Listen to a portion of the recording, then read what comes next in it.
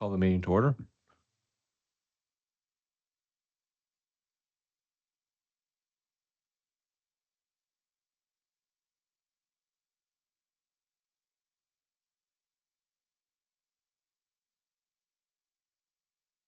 Are we properly noticed?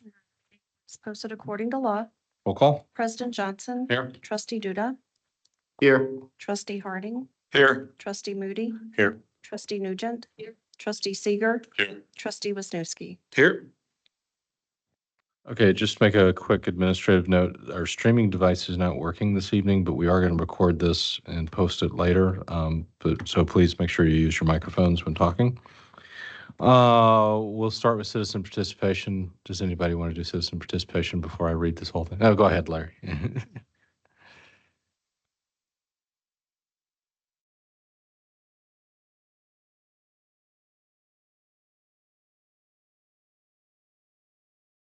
Yeah, got it.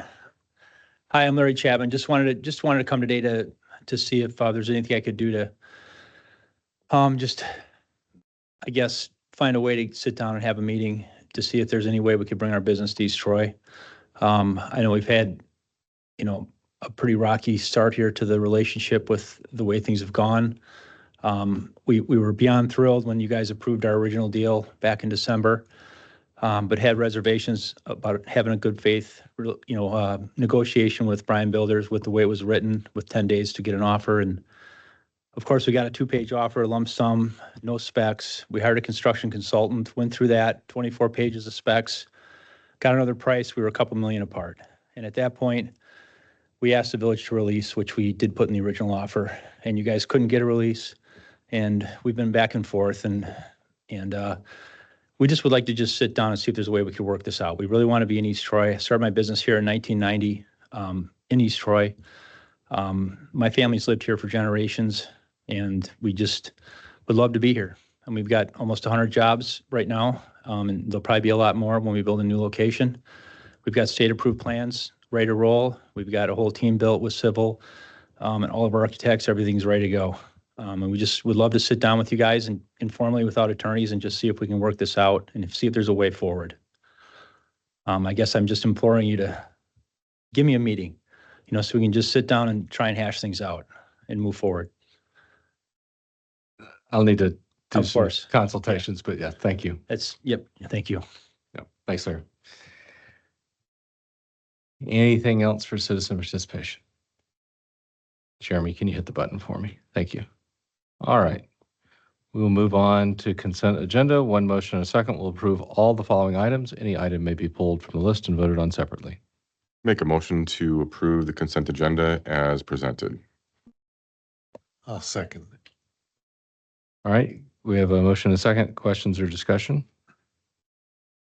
All those in favor? Aye. Opposed? Motion carries. On to miscellaneous business. Item 1, consider fireworks permit use application from LD's Barbecue LLC, Leon Davis. Danette. Okay, so I had penned a memo to you, and I will make a correction for the record. Village president was not present at the meeting. I think my memory is more so that whenever I'm in that room, you're usually in there with us, so I do apologize. I was not there, correct. Mr. Davis presented a fireworks permit use application. He would like to have some fireworks on July 3rd on his property.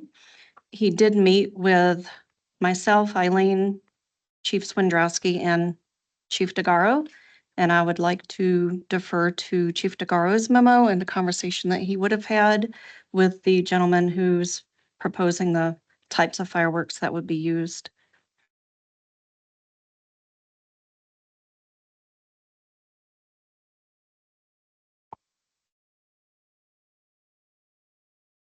So as you see in my memo, I spoke with him, Mr. Hines, I believe, and we went over the type of fireworks that he'd be using. Originally, there was mortars, and he is going to withdraw the mortars and only use the 1.4G cakes, which is consumer grade, what you would go to any fireworks shop and pick up for your own personal use.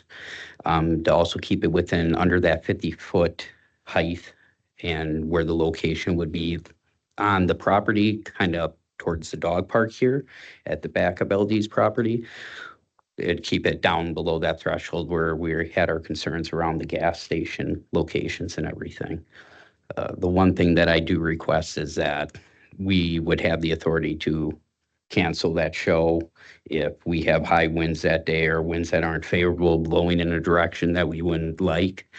And then obviously storms would finish it on its own anyways, but otherwise I didn't have any issues with it from there. They were very willing to work with us on it.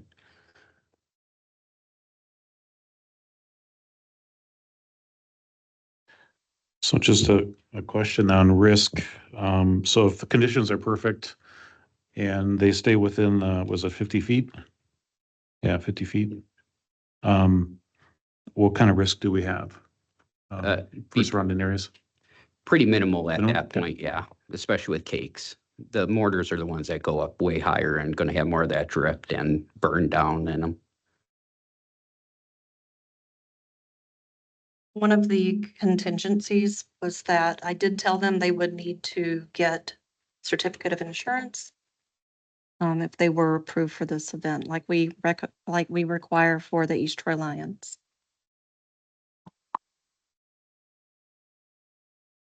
Before somebody makes a motion, I do want to ask that staff work with Chief DeGaro. I'd like to revisit the ordinances in and around this.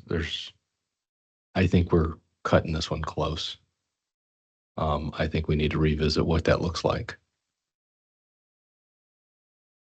Chief, you feel adequate with this information as well?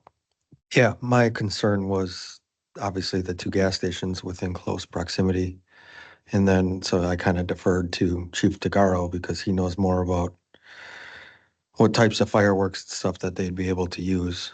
So that was my biggest concern. And he spoke with the person that's going to be lighting them off, and they came to agreement on which ones to use. So I'm good with it. I'd assume that the dog park is closed by the time they would be setting those off. It's dusk to dawn, so it would be. Yeah.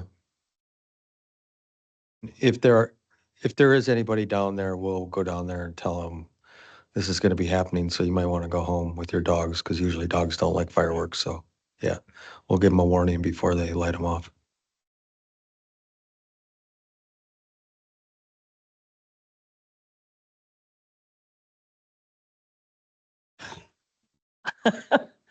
I'll make a motion to approve the fireworks permit use application for Melody's BB Barbecue with changes as the fire chief agrees, and providing adequate insurance. Did you get it? All you needed? I'll second that one, Mary. Okay. I think so. All right, questions or discussion on the motion? All those in favor? Aye. Opposed? Motion carries. Thanks for looking at it, Chief. Go ahead. Can I just clarify, Chief DeGaro, was that sufficient for you to be able to cancel if there's any weather concerns with wind?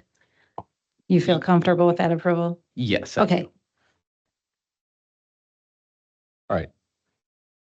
Item 2, direction to clerk regarding Class B reserve license wait list upon availability. You see Danette's memo here and some of the survey information she got from other municipalities. Danette? So right now, we're just over the 5,000 mark for our population. And whenever we have an increase of another 500 individuals, we'll be able to add one reserve license to our quota. We don't currently have a waiting list policy. The survey, this is a question that lots of municipalities have been bouncing around and within our clerk's world through email, asking opinions, who has them, who doesn't. And some had actually done a survey to see what other municipalities were doing in this circumstance. And you see there's a varied bunch of replies. Some do, some don't. Some may post it on their website when one becomes available, and then it becomes a first come, first served. Some may maintain a wait list, which would involve the clerk reaching back as soon as one becomes available. It can go a lot of different ways. So I'm seeking direction to see what the board would like for me to do, considering we don't have any policy at the moment. I think it's responsible of us to make policy that does set up a waiting list on a first come, first application. Is that the way you would structure it? Well, some municipalities I saw had a list, but then everyone would be reached out to and they could come to the meeting for consideration and then they could plead their case as to why their business should get the license over someone else. And then the board could determine whose business is the most beneficial to the municipality. Or as you say, it could be first come, first served, regardless of how big the establishment is, regardless of the parameters, so long as they meet their background checks and the zoning and everything, then they would first come, first served, whoever has their name first on the list.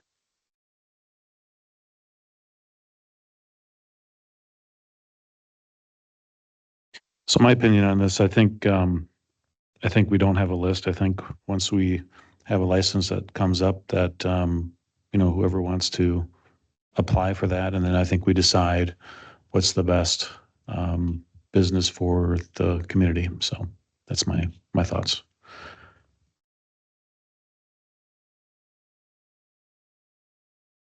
Other comments? I guess if we did create that policy to determine what's best for the community, we'd have to have a structured list of what that means. If it's by way of numbers and how much business they generate, or is it by tax revenue? Is it by size of structure? Kind of have to have a lot of those questions answered. And in your surveys, did that come up at all as far as? So the survey that I included in your packet was one that another clerk had done, and that was just a compilation of answers that other municipalities had gotten. I did not reach out to any, and some of those, I don't even know who they were, that seemed anonymous. Like if someone does have a policy and that is their policy, how would they go about that?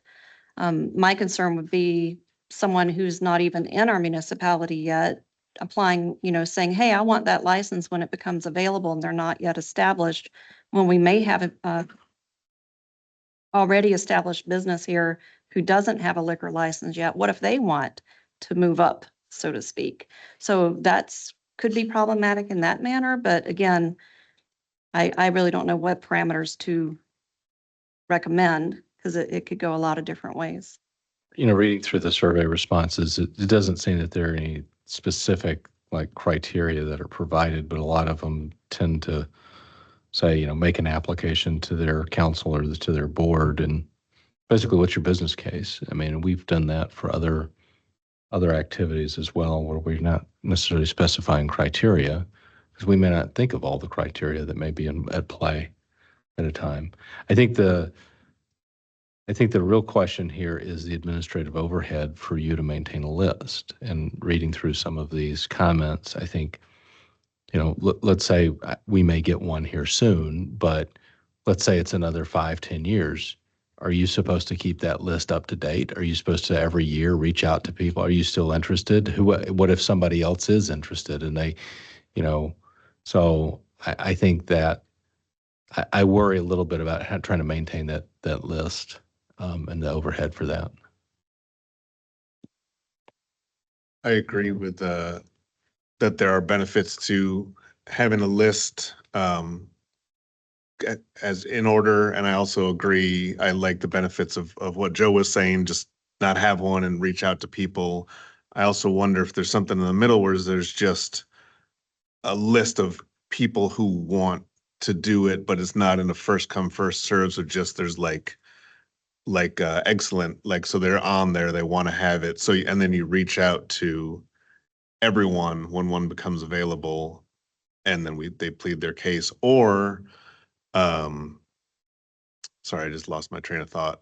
How would the information get out there when one becomes available? Like, where would that information come from or be promoted? I mean, we could put it somewhere on our website. people are interested and we know one's coming up and they come in and question me, I can say, keep your eyes open for the website. I agree with that. Just put the responsibility on the people who want one to keep it up to date with us. That makes sense.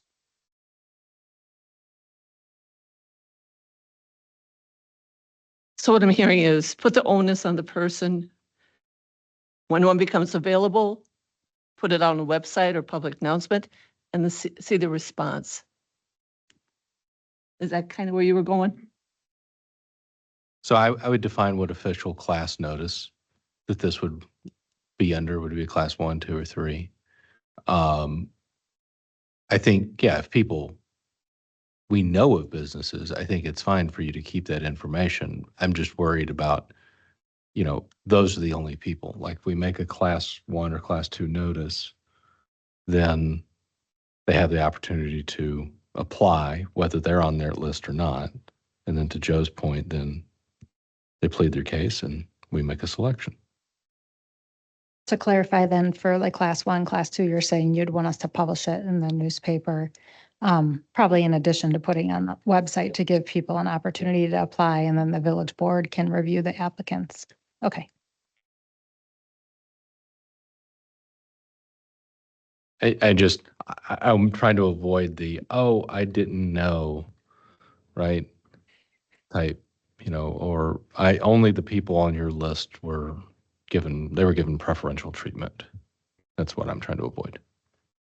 So then is that something where is social media should be used as far as reaching more people? I think it can be. I mean, I think whenever we do class 1 and class 2 notices, I think we have other mechanisms for communication, but I mean, that it's still, even in 2026, those are the, official ways of posting things, right? And also too, we have on our website about a section that contractors know about when we post bids for RFPs and things like that.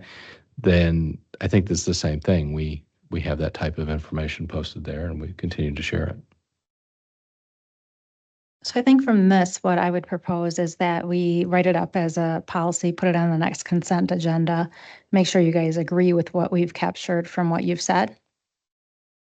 I think that's fair. My question is does it go as far as to be an ordinance, though? Chris, what are your thoughts? It wouldn't, am I muted? Yeah, it wouldn't have to be an ordinance. I mean, statutes do allow a lot of discretion to the board to decide where the license goes, as long as it's not arbitrary and capricious, obviously, as long as it's not discriminatory. Beyond that, it's a legislative decision for the board to decide where that license goes, especially when you only have one, you have a lot of people want it.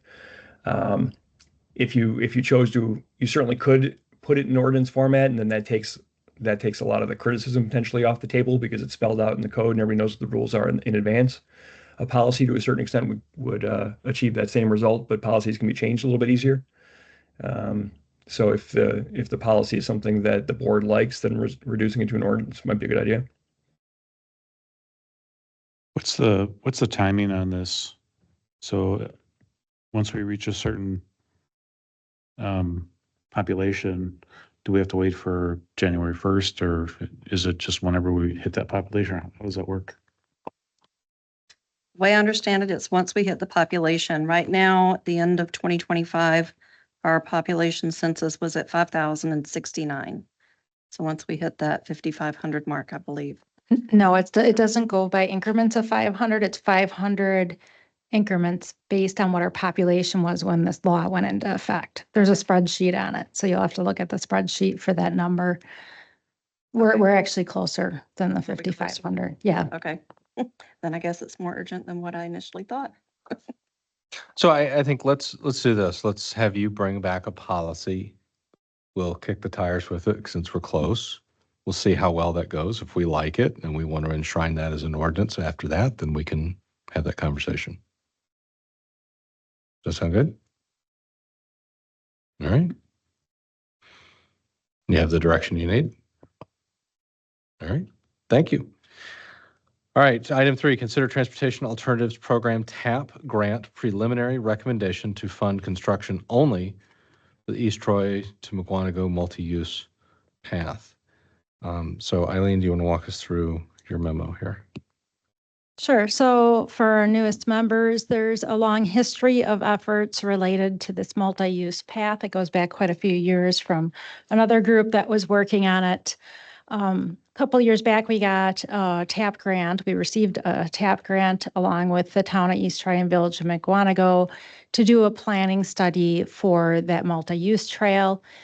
Originally, the multi-use trail was planned to be within the railroad right-of-way, and that did not work out. So the conclusion of the planning study was that it would be on the south side of Highway ES. And then in October, the village board had approved a resolution that allowed us to apply for design and construction of the first segment of the trail. The trail in the planning study was broke down into 5 different sections.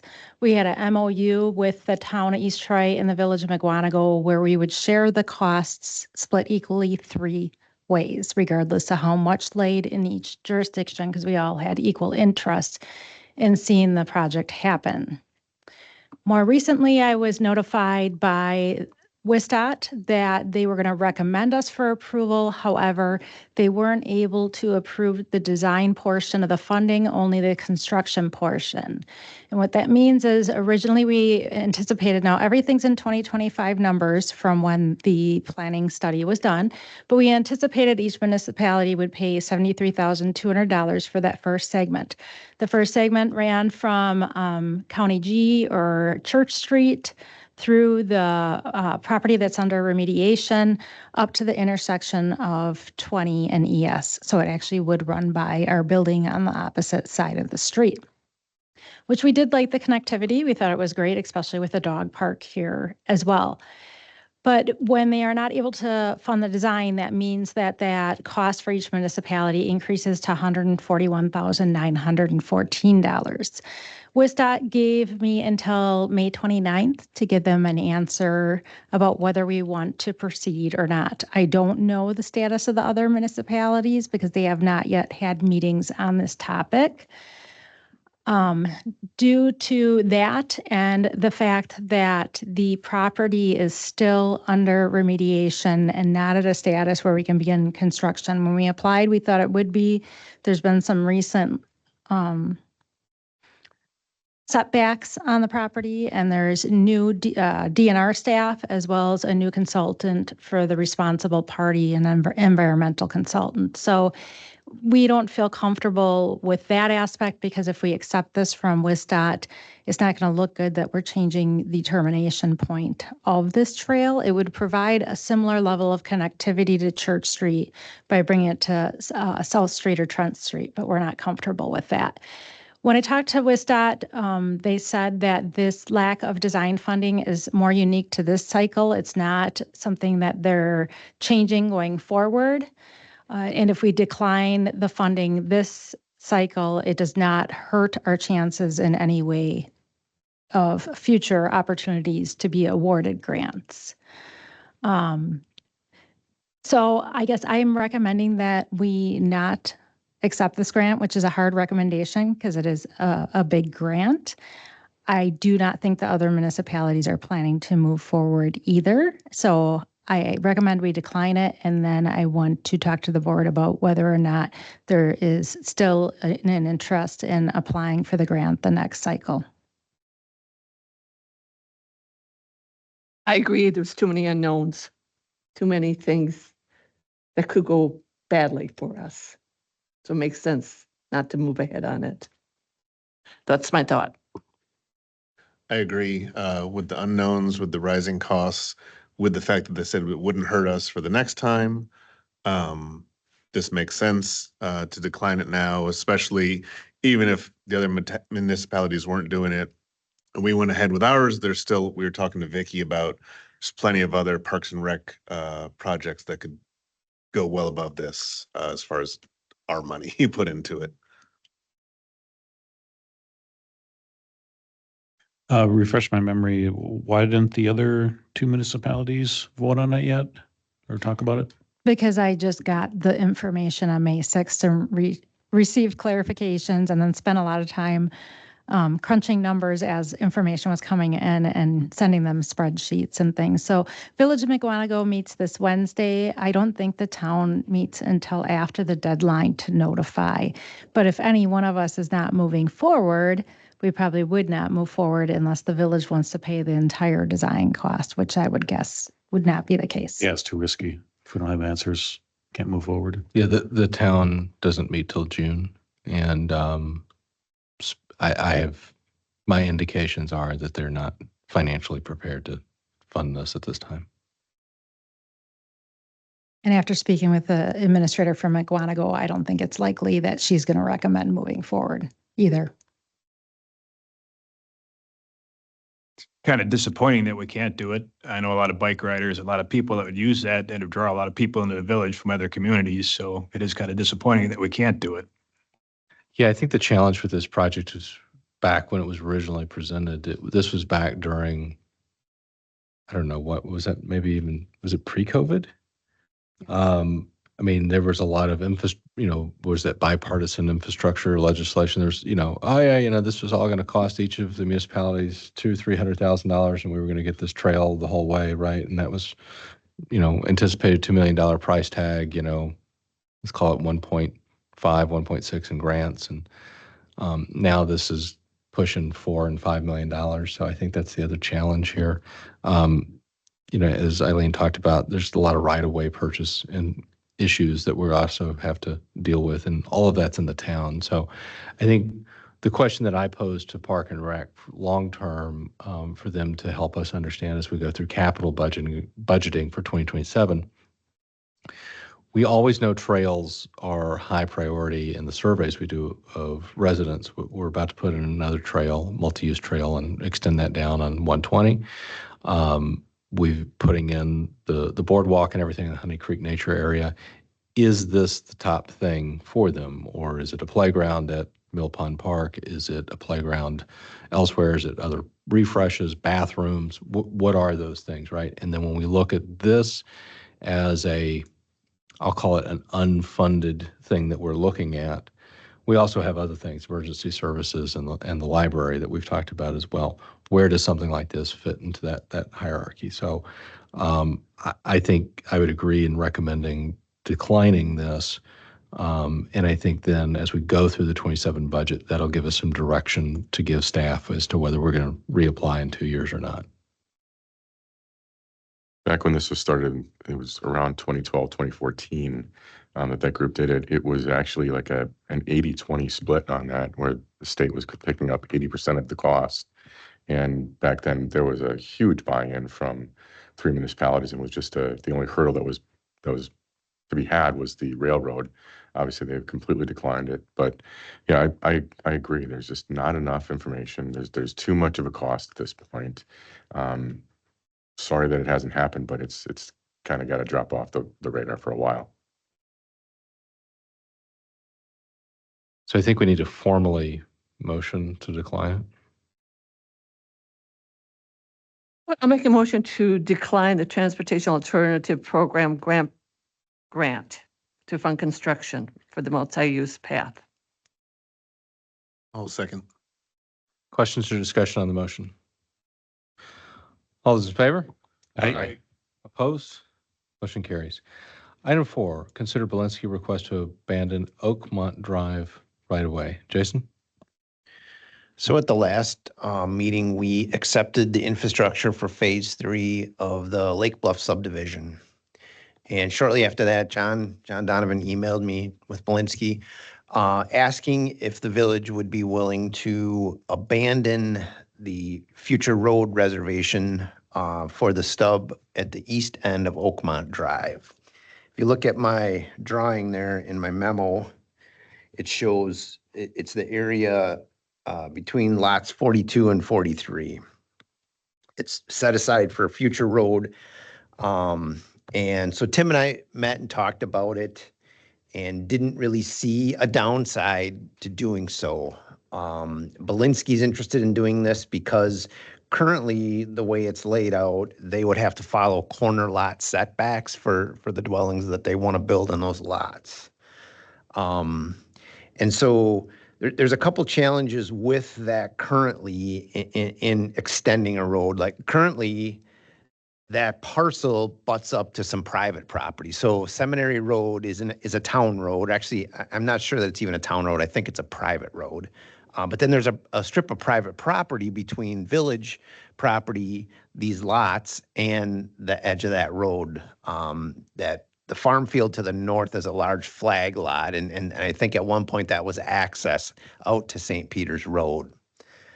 So I also did have a conversation with Orrin about this.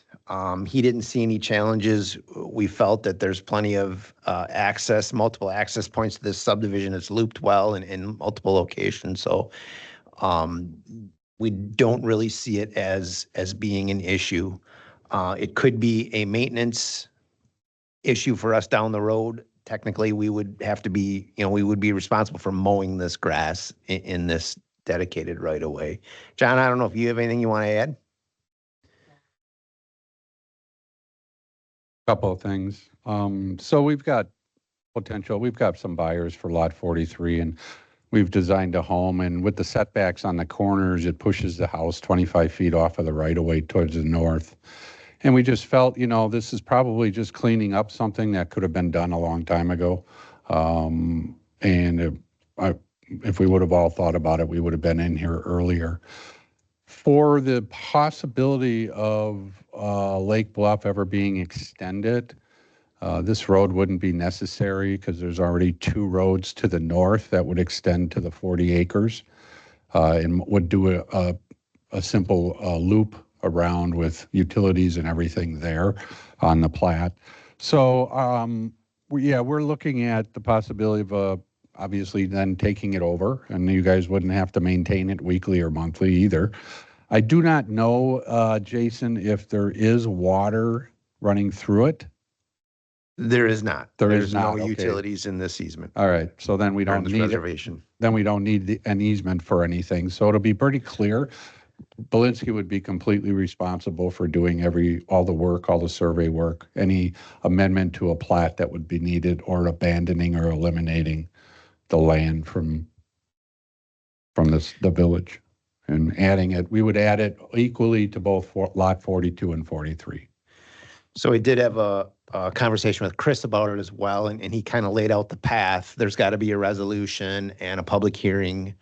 And then Orrin had said, hey, you'll want to do a CSMing, because I would want to see there's no trace of this going forward, so that future generations don't have to ever wonder what went on here and why we did what we did. And so we would just want it to all go away, and, you'd have to move corner markers, surveying, things like that. So.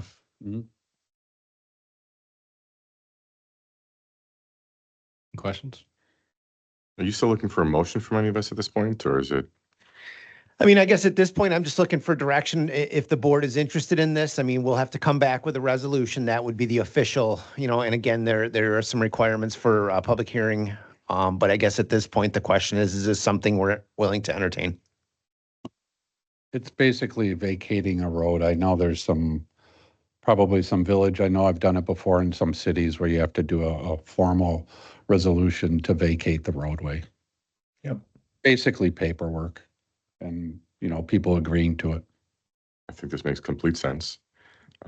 Allows for them to continue with their development, and if any kind of expansion does happen, like you said, into the 40 acres, they've already have 2 roadways pointing that direction, so it doesn't really stop anything. I think it's a great idea to erase it completely, because we've had this confusion in the past with roadways that were, why did we even have this? So yeah, let's try and clean it up.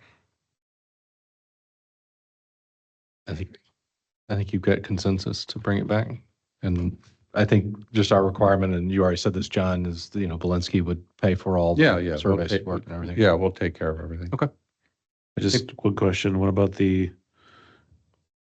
like there's another road between, I don't know what lots those are, 70 and 47. It's not on the minutes, but I'm just looking at the. Yeah, that goes map north into the vacant land, the 40 acres to the north. That's in the town now.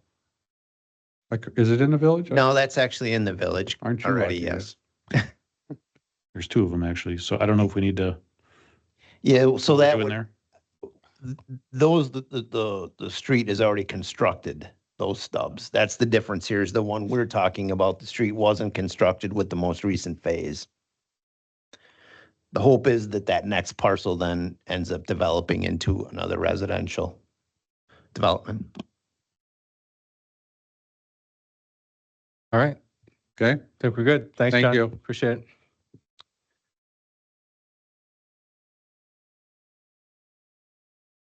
All right, on to ordinances and resolutions. Item 1, Resolution 2026-07, transportation funding supporting state legislative changes to secure long-term sustainable funding. Eileen? This resolution was something that is an effort by the League of Wisconsin Municipalities, and is simply encouraging the state to review their funding for transportation, because there haven't been efforts to fund it and keep up with funding related to the inflation that everybody has experienced. So we're bringing this forward to see if the board would like to approve this resolution. If you do, we'll forward this to the league, and the league will use it to support their lobbying efforts.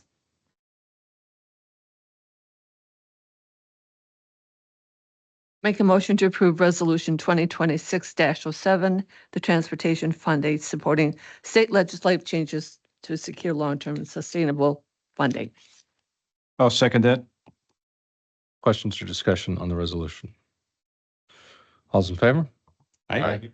Opposed? Motion carries. Staff reports, item 1, April financial report. Any questions?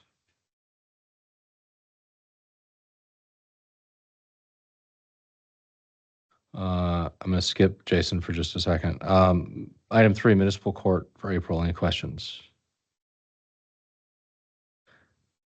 Any questions for me on committee reports, CDA? Okay. Jason, you want to talk about village boardroom HVAC and why it's a little warm in here? So,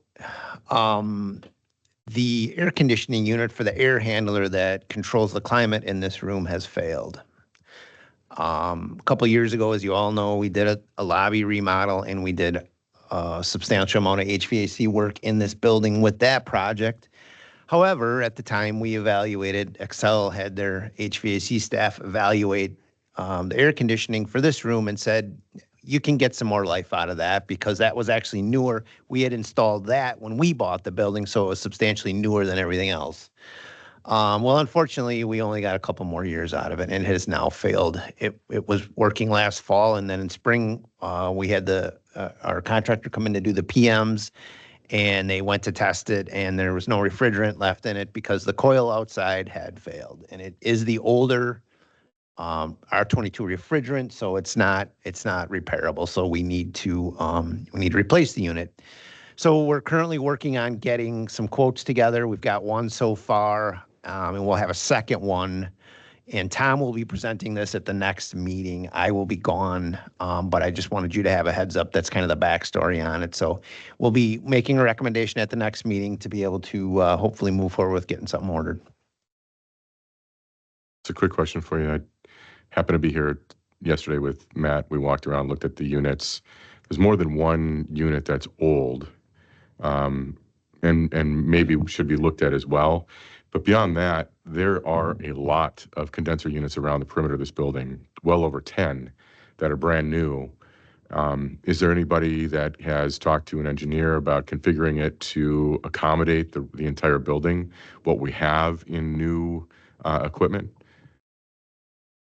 Because some of those units are rather large. You know, the smallest one out there is a 13 SEER.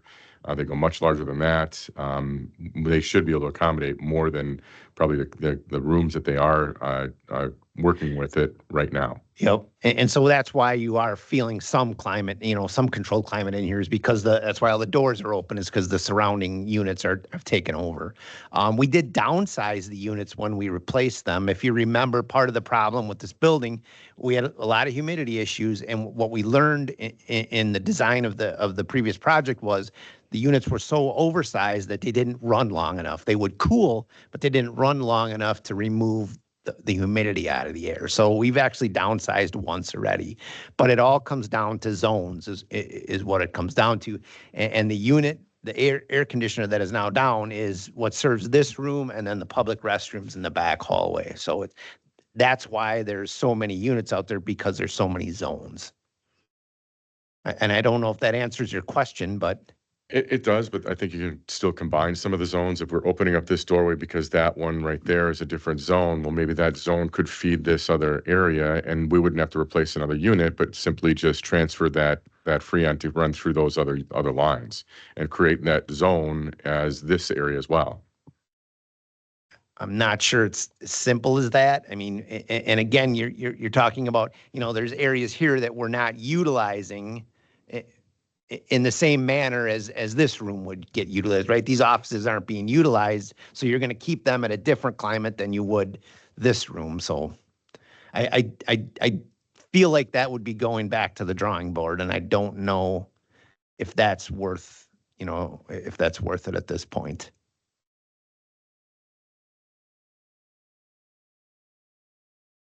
So when you and I chatted about this last week, you had also mentioned something about supply chain. Can you talk a little bit about that?